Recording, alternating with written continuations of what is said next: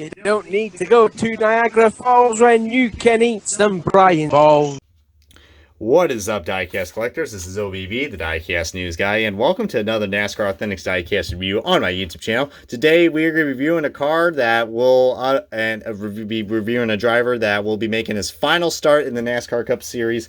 I'll probably upload this video today, considering, it'd be quite appropriate because him and another driver are no longer going to be in NASCAR after today's race. And this is one of them in particular, and it's going to be on the one and only Mr. Paul Menard and his number 21 Ford Motorcraft Quick Lane Tire and Auto Center Service Ford Mustang for the famous Wood Brothers Racing Team. This car right here is a really cool car that I had to pick up, especially with it being Paul Menard's possibly final car that we'll get for NASCAR Authentics. Who knows, we might even get his Menard's Dutch Boy car maybe in NASCAR Authentics, because that was released in Wave 3 in the 2-packs, but we'll probably get into more information about that in a sec, as we got a nice, traditional box we got going on, but a nice little rectangular trinket right there.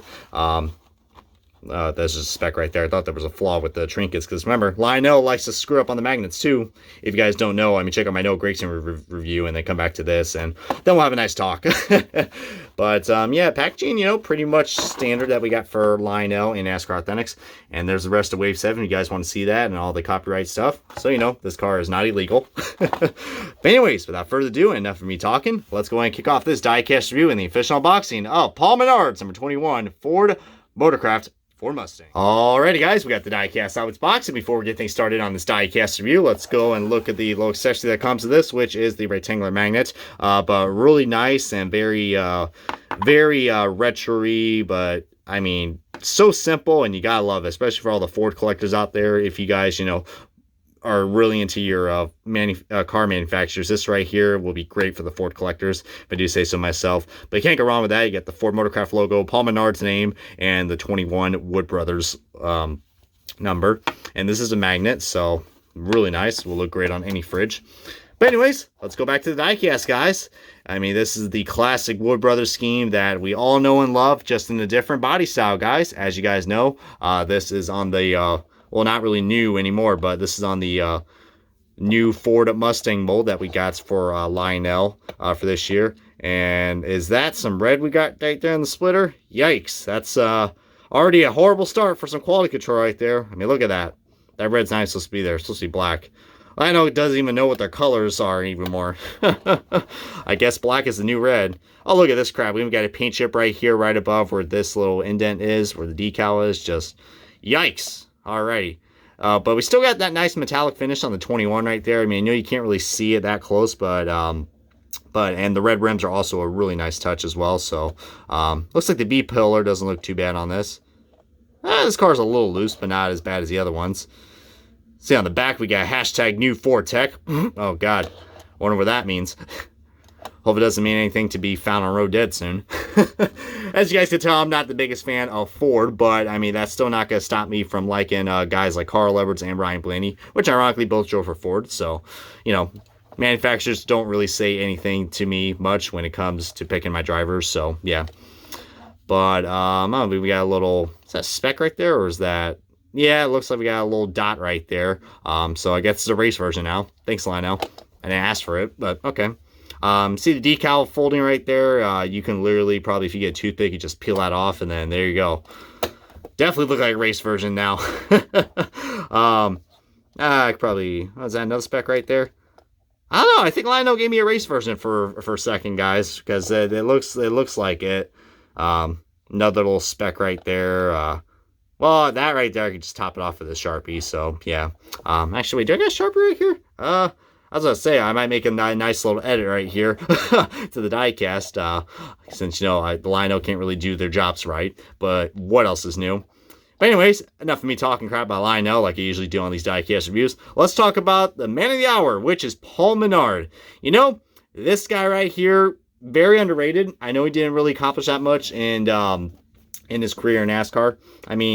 He was pretty relevant in the Xfinity Series, but once he got to the Cup Series, he has been through a lot, guys. If I remember correctly, he went from DEI. He's been through a lot of teams, guys. From DEI to Richard Childress to Roush, I believe. And I think he went back to Richard Childress again.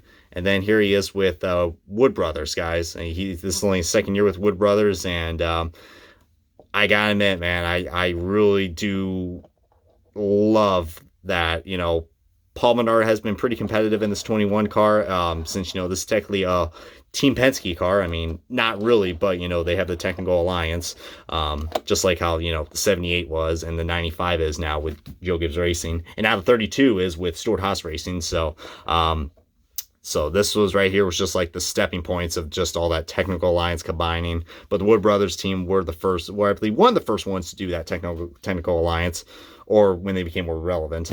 But my God, guys, Paul Menard, I mean, I know his only accomplishments was beating Jeff Gordon at the 2011 in Indianapolis Brickyard 400 race. So, and that was really cool because John Menard has a lot of good close connections. You guys don't know, that's the guy who owns Menards, John Menard. And of course, Paul Menard, I believe he is going to be focusing more on his family and also the family business as well, since he is Menard, and that's why we get hard for Menard. So this will probably be the last time we will ever get hard for Menard. So as much as I love to see that hashtag to stay on for Paul Menard, we're still going to probably see the Menard sponsorship for Ryan Blaney for next year, and also for Matt Crafton, and probably a couple of the Joe Gibbs Racing cars as well. I'm assuming Brandon Jones, if I had to guess. So, Menards ain't going anywhere. Oh, yeah, who can I forget? The guy who's going to be replacing this car next year. Matt DiBenedetto, guys. So, we're probably going to get a Matt DiBenedetto car released for 2020.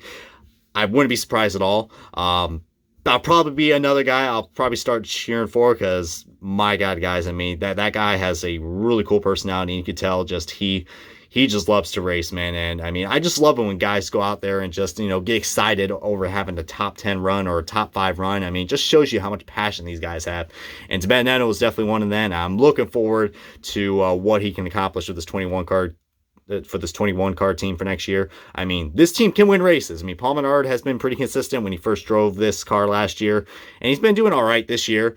But Ryan Blaney, I mean, of course, Ryan Blaney won with this car in 2017. So anything's possible, guys. I mean, feel free to comment below what was your favorite Paul Menard memory, or any memory in general with the Wood Brothers Racing team. But, of course, this diecast video is going to go out to all the Paul Menard fans out there. If any of you guys are watching that, feel free to comment below. I mean, which driver are you guys going to be rooting for next year if Paul Menard was your guy? So always wants to hear your guys' thoughts and opinions. Also, shout out to Dave Riggins as well. He's driving a Ford Mustang, and it's also his last race as well. So excited to do that as well, since considering I don't have a Dave Riggins car to review for you guys. So, yeah, I just wish those two guys the best of luck. And, heck, they're now joining up in the ranks with Carl Everts on, of leaving. So who knows, guys? And by the way, did you guys saw that Carl Everts actually made a cameo and in a memory video for David Reagan? So if you guys don't already, check out my social media on Twitter and Instagram. I posted about that. So Carl Everts, man, he's alive. So that's awesome. But anyways, guys, getting so off topic. Thank you guys so much for watching this diecast review of the Paul Menard 2019 Ford Mustang Quick Lane car. And I will catch you guys hopefully on another diecast review. And yeah, in the meantime, guys, let's go ahead and see what's going to be happening at Homestead. So thank you guys so much for watching, and go Truex. Woo!